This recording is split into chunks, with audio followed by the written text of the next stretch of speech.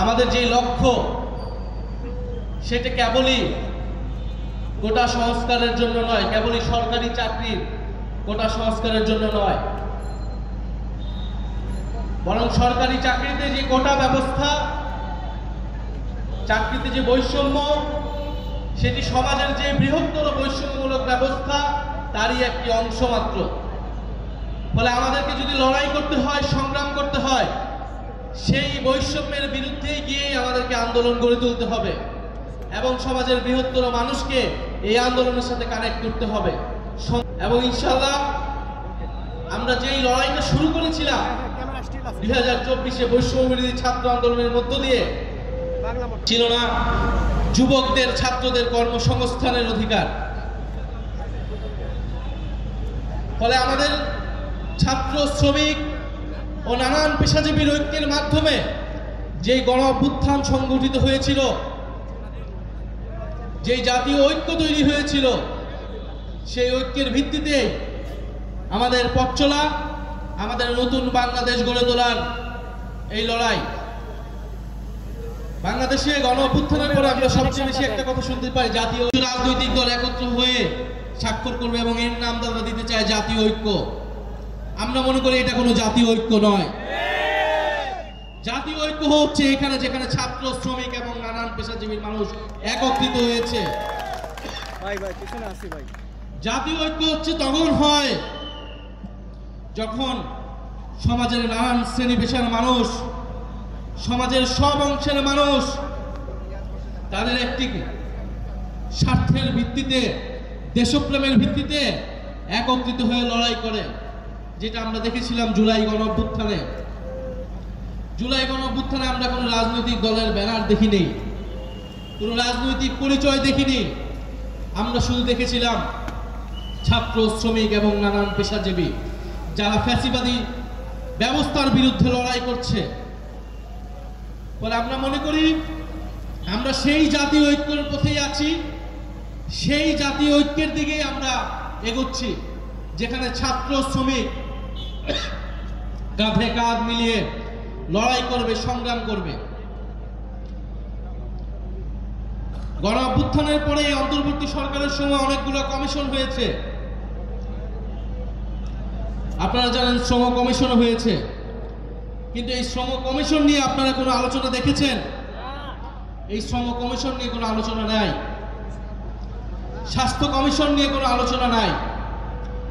মানুষের জীবনের সাথে যে জনসেবামূলক প্রতিষ্ঠানগুলো জড়িত, আমরা মনে করি বাংলাদেশের অর্থনীতিতে যে উন্নয়নের গালগল্প আমাদের শোনানো হয়েছে, যে প্রবৃদ্ধির গল্প আমাদের শোনানো হয়েছে, বাংলাদেশকে সেই উন্নয়ন কাঠামো থেকে বের করতে হবে।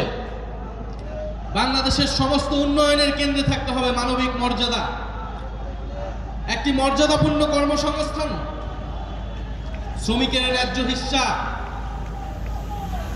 এই মর্যাদাপূর্ণ জীবন ব্যবস্থা, মর্যাদাপূর্ণ কর্মসংস্থান এবং একটি দায় দরদের সমাজ প্রতিষ্ঠাই আমাদের লক্ষ্য। আমি আশা করব জাতীয় শ্রমিক শক্তি আজকে যেই অঙ্গীকার এবং লক্ষ্য নিয়ে আত্মপ্রকাশ করছে এবং সেই ঐতিহাসিক দিনে, যেই দিনে কিছু রাজনৈতিক দল জাতীয় ঐক্যমতের নামে জনগণের সাথে প্রতারণা করে একটি কাগজে সাইন করছে, আর জাতীয় শ্রমিক শক্তি রাজপথে নিজেদের অবস্থান জানান দিচ্ছে। আমরা সবসময় জানি রাজপথের শক্তি জয়ী হয়, ইনশাল্লাহ জাতীয় শ্রমিক শক্তিও জয়ী হবে।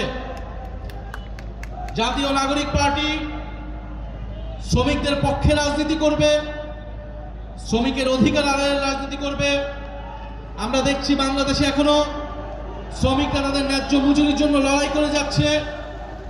গার্মেন্টসে আগুন লাগছে, বস্তিতে আগুন লাগছে, কলকারখানায় আগুন লাগছে, এবং শ্রমিক মারা গেলে 2 লক্ষ 3 লক্ষ টাকায় শ্রমিকের জীবনের দাম নির্ধারণ করা হয়। শ্রমিকের জীবনের কোনো মূল্য হয় না। শ্রমিকের শ্রমকে কেবল অর্থনীতি শোষণের কেন্দ্রে ভাবলে চলবে না। আমরা চাই বাংলাদেশে যে লুটপাট হয়েছে, বাংলাদেশে যে দুর্নীতিগ্রস্ত ব্যবস্থা প্রতিষ্ঠা করা হয়েছে, সেখান থেকে আমাদের গণতান্ত্রিক রূপান্তরের দিকে যেতে হবে। ফ্যাসিবাদী আমলে যে সকল রাঘব বোয়াল্লা ছিল, যে সকল মাফিয়া অলিগারটা ছিল, তাদেরকে কিন্তু বিচারের আওতায় আনা হয় নাই। তাদের ব্যবসাগুলোকে এখনো প্রোটেক্ট করা হচ্ছে। সরকারের পক্ষ থেকে, বিভিন্ন রাজনৈতিক দলের পক্ষ থেকে সেই প্রোটেকশন দেওয়া হচ্ছে সেই মাফিয়াদেরকে, যারা শ্রমিকদেরকে এতকাল ধরে শোষণ করেছে। ফলে আমরা সেই অলিগার্কিক ব্যবস্থার পরিবর্তন চাই। বৃহত্তর মানুষ, সমাজের সুবিধা বঞ্চিত মানুষ, বাংলাদেশ এবং বাংলাদেশের বাইরে যে সকল বাংলাদেশি ভাই ও বোনেরা নিজেদের রক্ত ঘাম ঝরিয়ে বাংলাদেশকে দাঁড় করিয়ে যাচ্ছে, এই বাংলাদেশের অর্থনীতিকে টিকিয়ে রাখছে, তাদের ন্যায্য হিস্যার পক্ষে আমরা থাকব। জাতীয় শ্রমিক শক্তি সেই লক্ষ্যে কাজ করে যাবে। আমাদের সেই অঙ্গীকার আজকে আমরা ব্যক্ত করছি, সেই প্রত্যাশা ব্যক্ত করছি। জাতীয় শ্রমিক শক্তি একটি স্বাধীন সংগঠন হিসেবে নিজেরা পরিচালিত হবে। জাতীয় নাগরিক পার্টি আদর্শিকভাবে, রাজনৈতিকভাবে সবসময় শ্রমিকদের সাথে থাকবে এবং আমরা ঐক্যবদ্ধভাবে আমাদের যে নতুন বন্দোবস্ত, আমাদের যে দায় দরদের রাজনীতি এবং মানবিক মর্যাদা প্রতিষ্ঠার রাজনীতি, সেই রাজনীতি আমরা প্রতিষ্ঠা করে যাব।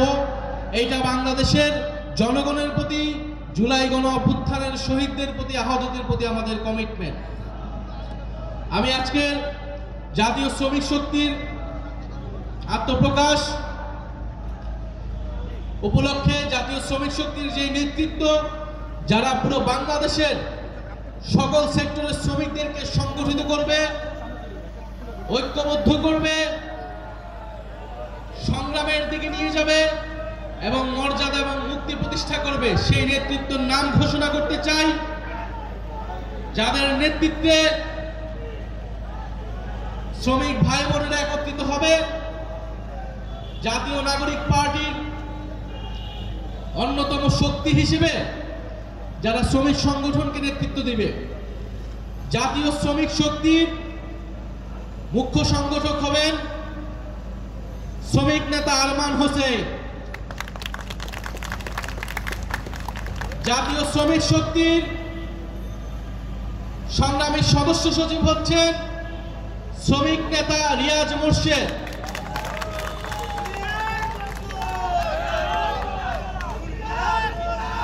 এবং জাতীয় শ্রমিক শক্তির আহ্বায়ক হিসেবে দায়িত্ব পালন করবেন, বাংলাদেশের শ্রমিকদের কাণ্ডারি হিসেবে নেতৃত্ব দিবেন বৈষম্য বিরোধী ছাত্র আন্দোলনের নেতা, সাবেক ছাত্র নেতা, রাজশাহী বিশ্ববিদ্যালয়ের কৃতি ছাত্র মাঝারুল ইসলাম ফকির।